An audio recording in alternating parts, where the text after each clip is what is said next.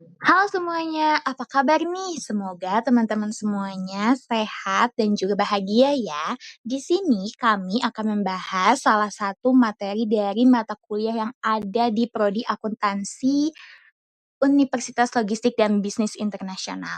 Tapi sebelum masuk ke materi, ada peribahasa tak kenal maka tak sayang. Jadinya kita perkenalan dulu yuk.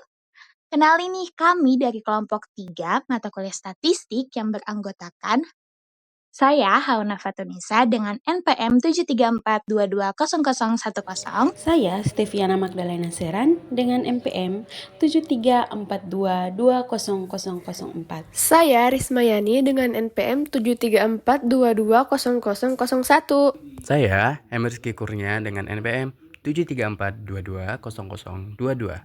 Saya Muhammad Reja Sastarinata dengan NPM 734220017. Pada kesempatan ini, kami kelompok 3 akan membahas salah satu materi mata kuliah statistik yaitu ukuran nilai data. Kira-kira apa sih ukuran nilai data itu? Dalam materi statistik, ukuran nilai data mengacu pada berbagai ukuran yang digunakan untuk menggambarkan atau meringkas sekumpulan data. Ukuran ini membantu memahami karakteristik utama dari data tersebut. Ukuran nilai data secara umum terbagi menjadi beberapa jenis, yaitu yang pertama, ukuran pemusatan atau ukuran tendensi sentral menggambarkan nilai tengah atau pusat dari sekumpulan data untuk mewakili sekumpulan data dengan satu nilai tunggal yang dianggap mewakili seluruh data tersebut. Jenis-jenis ukuran pemusatan terbagi menjadi 3, yaitu yang pertama adalah min. Min adalah jumlah seluruh nilai data dibagi dengan banyaknya data dengan rumus min yang terdiri dari 2, yaitu data tunggal dengan rumus min sama dengan sigma x per n, dan data kelompok dengan rumus min sama dengan sigma f kali x per sigma f. Yang kedua ada median. Median adalah nilai tengah dari kumpulan data yang tersusun secara teratur atau sudah diurutkan menurut besarnya. Median ini terbagi menjadi 2 bagian. Ada median data tunggal. Rumusnya n tambah 1 bagi 2. Jika n-nya ganjil, maka ada data yang berada pada posisi tengah dan nilai data itu merupakan nilai median. Jika n-nya genap, maka sebagai nilai mediannya, diambil rata-rata hitung 2 data yang ada di tengah. Yang kedua ada median data kelompok. Rumusnya MD sama dengan LMD seper 2N kurang sigma kali FK kali O bagi FMD kali I. Yang ketiga ada modus. Modus adalah nilai data yang sering muncul atau yang paling banyak frekuensinya. Modus berguna untuk mengetahui tingkat seringnya terjadi suatu peristiwa. Serangkaian data mungkin memiliki 2 modus, bimodal, memiliki 3 modus, trimodal, atau lebih dari 3 atau multimodal. Modus juga terbagi menjadi 2, ada modus data tunggal dan modus data berkelompok. Untuk data berkelompok, rumusnya MO sama dengan LMO tambah D1 bagi D1 tambah D2 kali I. Yang selanjutnya ada dispersi data. Ukuran dispersi atau ukuran variasi ukuran penyimpangan adalah ukuran yang menyatakan seberapa jauh penyimpanan nilai-nilai data dari nilai-nilai pusatnya, atau ukuran yang menyatakan seberapa banyak nilai-nilai data yang berbeda dengan nilai-nilai pusatnya. Dispersi data terbagi menjadi beberapa jenis. Yang pertama, dispersi mutlak, terdiri dari jangkauan atau range,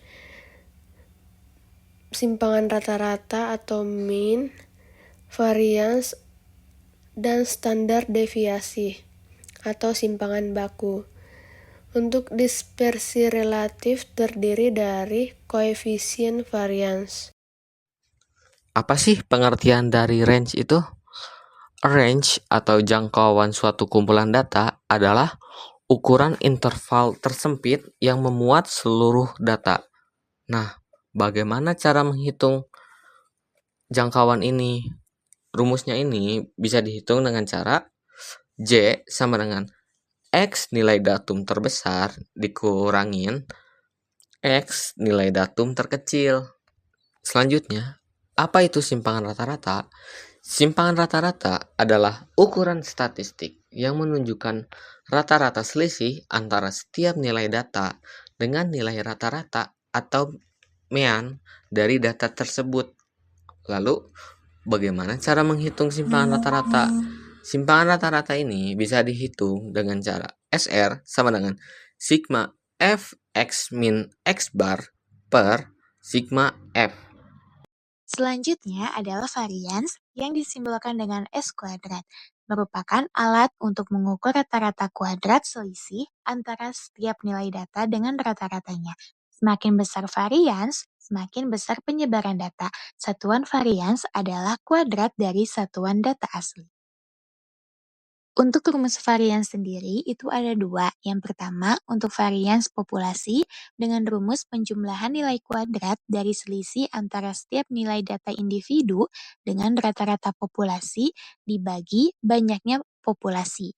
Yang kedua, itu ada varians jenis sampel yang rumusnya penjumlahan nilai kuadrat dari selisih antara setiap nilai data individu dengan rata-rata sampel dibagi banyak data sampel dikurangi 1.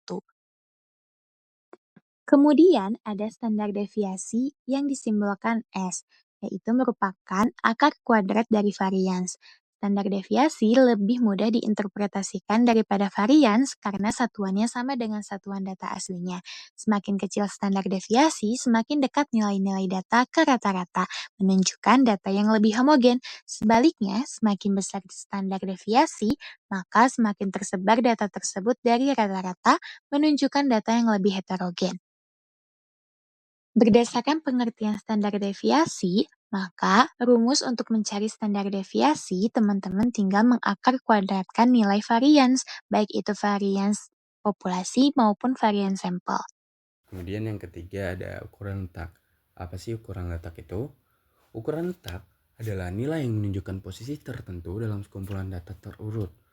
Fungsinya untuk membagi data menjadi bagian-bagian penting, sehingga kita bisa memahami distribusinya dengan lebih baik. Baiklah, selanjutnya kita akan menghitung persentil, desil, dan kuartil. Persentil di sini yang dimana cara menghitung untuk data berkelompok, yang dimana rumusnya atau cara menghitungnya adalah persentil ke I atau PI dihitung dengan PI sama dengan TB atau batas bawah kelas persentil ditambah I bagi 100N dikurang FK atau frekuensi kumulatif sebelum kelas persentil kemudian dibagi FI atau frekuensi kelas persentil dikali P panjangnya interval kelas. Kemudian selanjutnya cara menghitung desil, di mana desil ke I atau DI adalah data pada posisi ke min I N plus 1 dibagi 10. Misal D5 atau median ada di posisi 5, N plus 1 dibagi 10.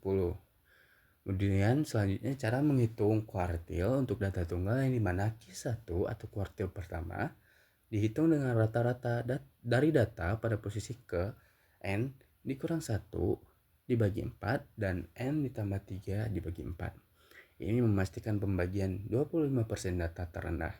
Kemudian Q2 atau median, di mana kuartil kedua adalah data tengah pada posisi ke-2, N plus 1 dibagi 4, yang dimana sama dengan median.